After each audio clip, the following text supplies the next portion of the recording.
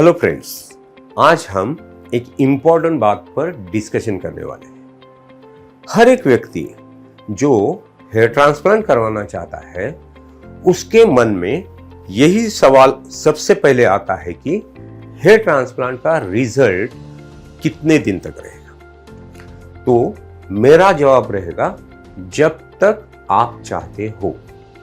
Confusion? Okay, I will explain it.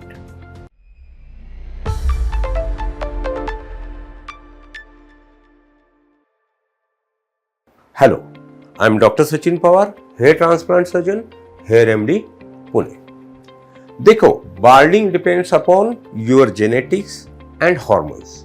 अगर आपकी family history है बार्डिंग की और आपके जीन्स बार्डिंग होने के लिए होना लिखा है, तो इन जीन्स के कारण आपके फॉलिकल डीएचटी के स्टिमुलेशन के कारण थिन आउट होते हैं और अंत में वो हमेशा के लिए निकल जाते हैं। तो ये है नॉर्मल बार्डिंग प्रोसेस। और अगर आप इस कैटेगरी में आते हैं तो आप में बार्डिंग होना तय है।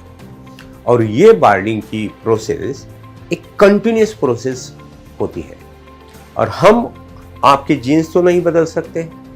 इसका मतलब आपका बार्डिंग हम क्योर नहीं कर सकते। ज्यादा से ज्यादा हम इस प्रोसेस को पोस्टपोन कर सकते हैं।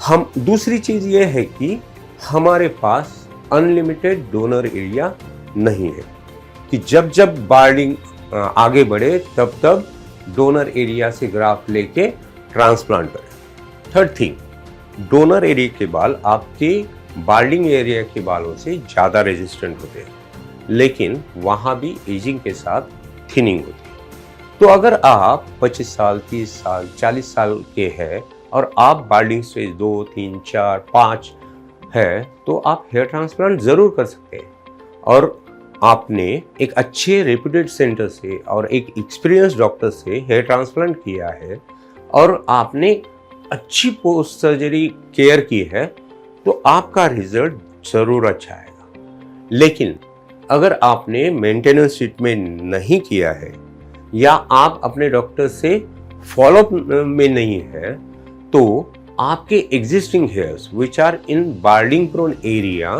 में है तो बार्डिंग प्रोसेस वहाँ कंटिन्यूस रहेगी और वो बाल थिन आउट हो सकते हैं। तो अगर आप आपका रिजल्ट लॉन्ग टर्म के लिए रखना चाहते हैं तो आपको कोशिश करनी चाहिए, आपको ही कोशिश करनी चाहिए। हेयर ट्रांसप्लांट करके आपका बार्डनेस क्योर नहीं होगा, ये हमेशा ध्यान रहना चाहिए।